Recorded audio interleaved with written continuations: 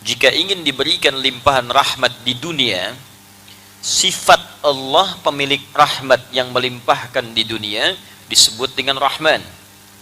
Atau ingin mendapatkan rahmat di akhirat, sifat Allah yang memberikan rahmat dalam konteks kehidupan akhirat disebut dengan Rahim.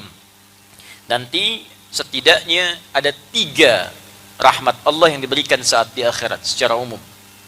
Pertama, berupa ampunan Allah yang diberikan kepada hamba-hamba terpilih yang dikehendaki oleh Allah Subhanahu wa taala. Yang kedua, nanti ada sifatnya syafaat, yang dengan syafaat itu diperkenankan hamba-hamba tertentu mendapatkan keistimewaan saat di akhirat. Ada yang masuk surga tanpa hisab, ada yang masuk surga dengan cepat, ada yang memimpin keluarganya dengan syafaat yang diberikan oleh Allah karena rahmatnya dan karena amalan-amalan yang ia kerjakan saat di dunia. Ampunan rahmat tadi disebut dengan rahmat di Quran surah 39 ayat 53. Syafaat yang Allah berikan bahkan menjadi pemimpin keluar ke surga nanti, termasuk amalannya ada di Quran surah ke-13 ayat 23 sampai 24. Kemudian yang terakhir ada juga rahmat Allah yang berkehendak memberikan surga kepada hamba-hamba terpilih sesuai dengan amalan-amalan yang ia kerjakan saat di dunia. Ada nanti surganya level bersama para nabi, para rasul, orang soleh, para syuhada, para siddiqin. Itu ada di Quran surah keempat ayat ke-69 yang telah kita bahas terdahulu. Ada nanti surganya di taman surga dengan segala keindahan yang sangat luar biasa. Langsung di dekat tamannya semua nikmatnya diberikan langsung oleh Allah tanpa perantara. Itu ada juga dengan amalannya di Quran surah ke-51 ayat 15 sampai dengan ayat 23-nya. Ada yang tinggal di surga seluas langit dan bumi dengan segala keutamaan-keutamaannya. Itu beserta amalannya disebutkan di Quran surah ketiga Ali Imran ayat 133 sampai 134. Juga ada di surga yang sangat indah yang tidak pernah disaksikan di muka bumi ini, tak pernah terdengar sama kisahnya serupa atau terlintas di benak kita. Walaupun kelasnya disebutkan biasa, tapi keutamaannya luar biasa, di luar batas nalar dan gambaran kita. Itu seperti di Quran surah kedua Al-Baqarah ayat ke-25. Bagi kita yang ingin mendapatkan rahmat dunia dengan sifat rahmannya, baik rizki, sifatnya materi, keturunankah, kebahagiaankah, kesuksesankah, atau rahmat akhirat dengan 3 pemberian utama tadi, maka kalimat Rahman dan Rahim diikat dengan kalimat Bismillah. Karena itu dalam kalimat Bismillah disusulkan kalimat Rahman dan Rahim.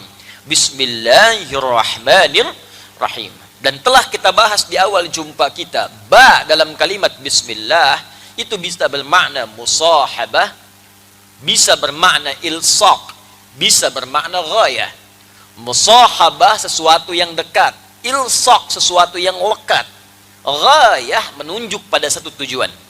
Jadi ba di situ kalau disambungkan dengan kalimat Allah Bismillah, maka seakan-akan memberikan pesan kepada kita, jadikan semua tujuan kita dalam beraktivitas lakukan karena Allah. Dan saat mengerjakan itu, rasakan kita diawasi oleh Allah sangat lekat. Kalau konsep ini kita praktekkan seperti sederhana, tapi dalam maknanya dipraktekkan saja kalimat Bismillah dalam kehidupan, maka rahmat Allah dalam kehidupan dunia akan diturunkan, dan Rahim sifat Allah di akhirat akan diberikan saat kita kembali kepadanya. Karena itulah setiap kebaikan, aktivitas yang diawali dengan kalimat Bismillah, maka seketika dituliskan rahmat Allah berupa modal pahala yang akan kita bawa pulang saat kembali kepada Allah.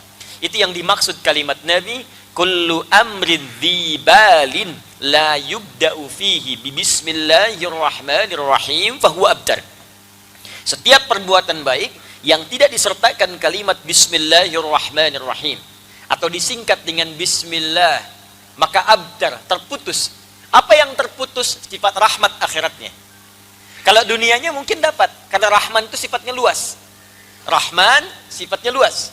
Artinya sifat Rahman Allah bisa diberikan kepada baik yang beriman ataupun yang belum beriman, sepanjang dia berikhtiar.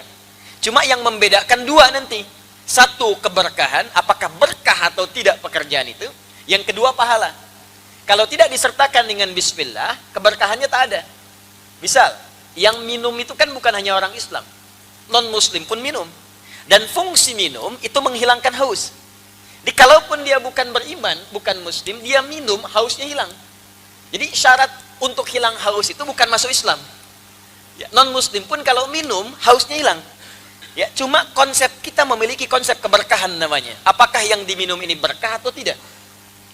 Walaupun Anda Muslim, Anda minum tak pakai bismillah, hausnya hilang juga. Anda Muslim, tidak pakai bismillah, minum, haus hilang. Cuma keberkahan tidak didapatkan. Apa itu berkah? Ziyadatul khair. Nilai kebaikan yang bertambah, yang melekat pada objek yang kita konsumsi. Atau pekerjaan yang kita lakukan.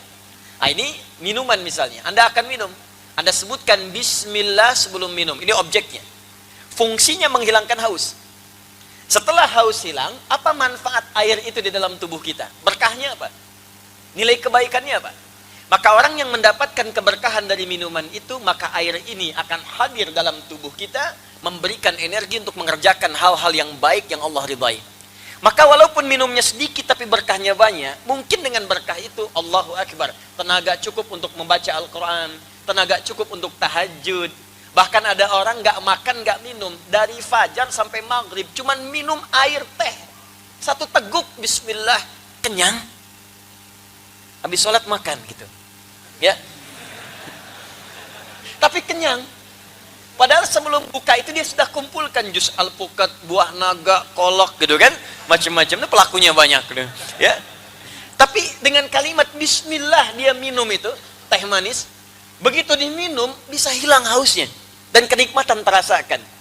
Tapi bedanya, apakah haus sekedar hilang atau memberikan tenaga?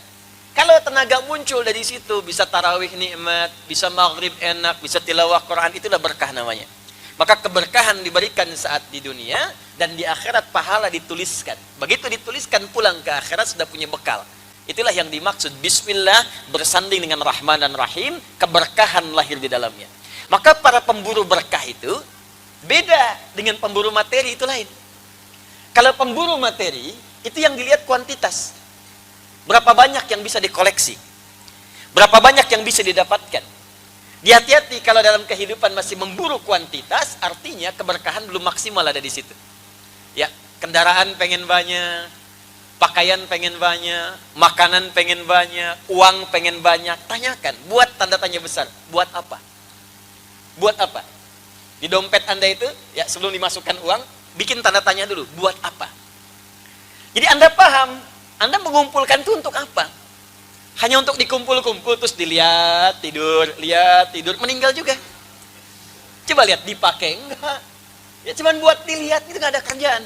Binatang saja, dia cari makan buat dimakan.